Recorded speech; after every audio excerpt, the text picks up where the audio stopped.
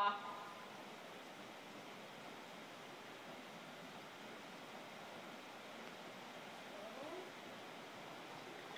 Ja tossa kun se jää vähän tahdittamaan, sieltä tulee semmosia niinku tommosia paikalleen askelia, niin siinäkin sehän tulee samalla pois sieltä peränannosta. Eli se vähän niinku katkee siitä tavallaan selästä ja siitä niinku se kokonaisuus sieltä selästä sinne korviin. Niin siinä vaiheessa taas niin katsot, että se pysyy pyöreänä ja sit eteenpäin. Noin! Paranee, just näin. Noniin. Koska aina kun se katkee se selkä niin sanotusti, niin silloin se jää niinku siihen kipristyksiin ja tulee niitä huonompia askelia. Noin. Ja nyt lähdet hakeen tolla tuntumalla hyvää, vähän enemmän ravaamaan. Ja nyt vähitellen, kun tää on vaikeampi suunta, niin ei sillä lailla, että pataan menee ja sit se on taas siitä selästä jännittynyt. Vaan se, että sulla on tasainen ulko-ohja ja sit sä vähän niinku houkuttelet sitä liikuttamaan itteensä sieltä. Ja pidät sen niinku pikkusen taivutat läpi oikealta tossa. Nyt hyvä. Ja vasen ohja ja taas taivutat läpi oikealta. Ja sitten pehmeästi hellität ja ravaat.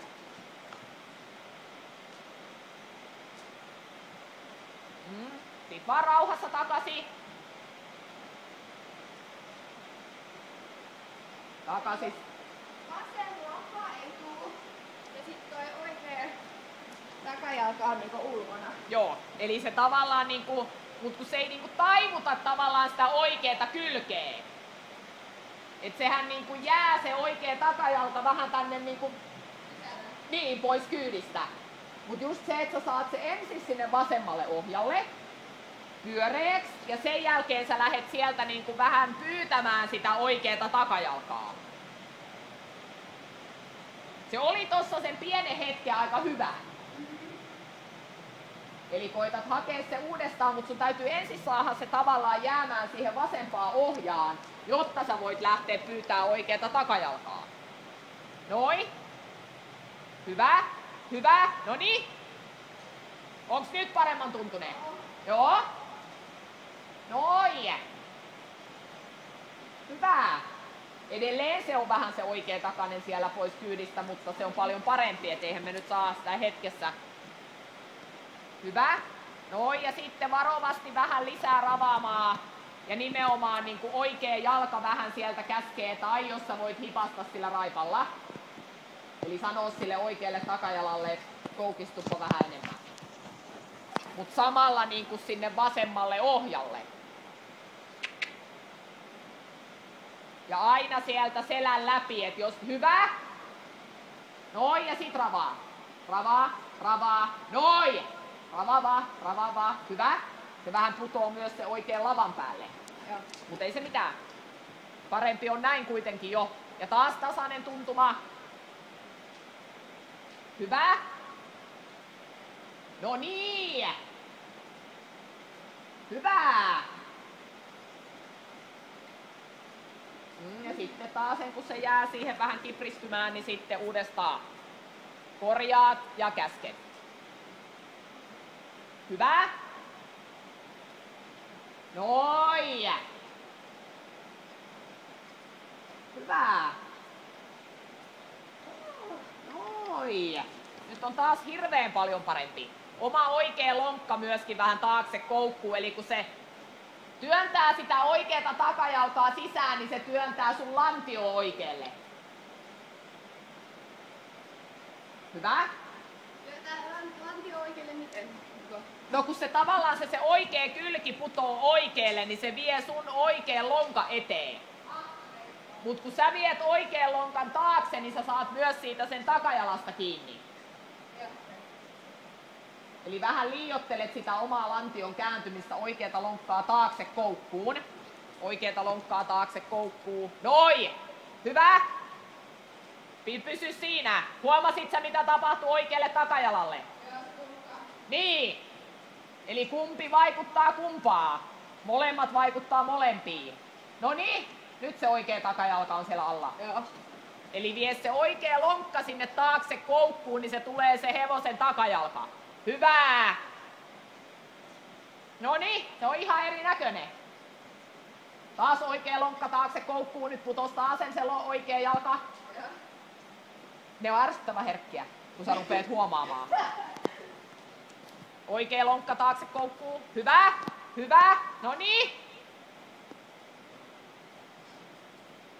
Eli nyt muistat, kun sä meet itsekseenkin, nyt taas sen putos.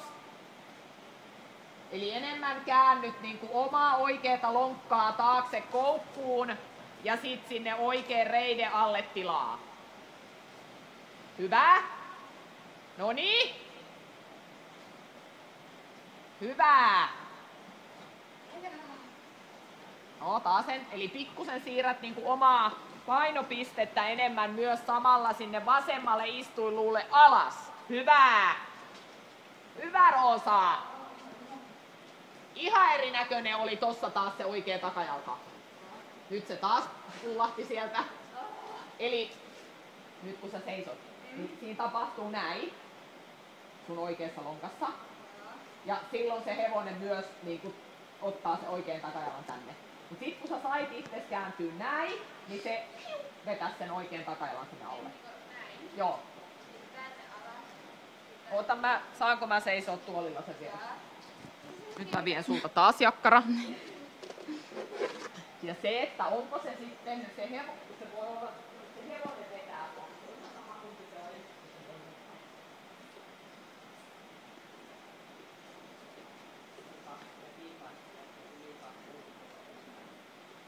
Se hevonen tekee sulle näin. Ja sitten täältä tulee samalla. Ja nyt kun sä käännyt näin, ei tän enempää, niin silloin se näkyy tosi selkeästi. Niin. Ja aina kun sä tunnet, jos sä huomaat itsestäsi, niin sä huomaat hevosta. Ja sit sä lähdet miettimään niin enemmän tosta, mutta ei liikaa, koska jos menet liikaa, niin sit sä oot taas niin kuin noin kiertynyt. Se on tosi vähän. Sitten mä haluaisin saada sen laukattava samalla. Meidän pitää lähteä, me mennään, kun tuo Ritu on siellä. Me lähdetään tässä välissä tekemään vaihtamaan hevosia. Helpompi suunta, sä voit sekunnin kävellä sitä. Jos ei se nyt sinne, musta tuo taas tyttöystävä lähtee. Veli on niin nuoren näköinen. Niin, hän on ihan varsullista. Niin. Minä aina helpommin. Mitä? Veli on sellainen, että synnyt. Mä en muista. Voi Ei silloin väliä. Ota toinen. Mä voisin leikata, että oikea laukka olisi parempi. Koska se ponnistaa vasemmasta takajalasta.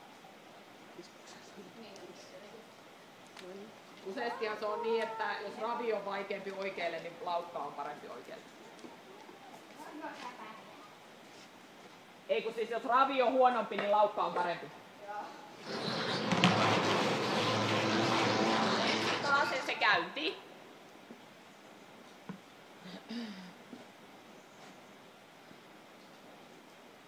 Mietit sen tässäkin se oikea lonkka vähän taakse koukkuun. Noin. Ja sitten tuntuma.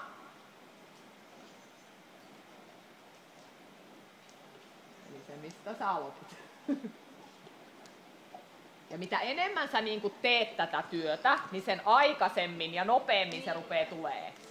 Eli tavallaan kun sä jaksat olla niin kuin tarkka siitä, että sä saat sen pyöreäksi, niin kohta sä pääset siihen tilaan, että se on se sun alkuverryttely 10 minuuttia ja sit sä voit nostaa se ylös.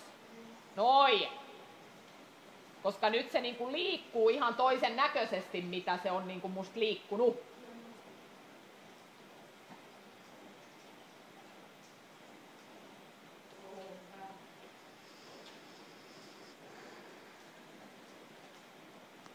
Ja sitten nostat laukan, kun on semmonen tunne, että siellä on 2 ohjaa suunnilleen. Eikö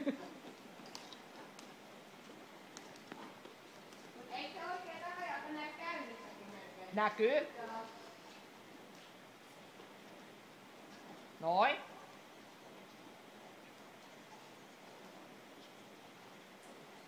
Kummassa se on se vamma?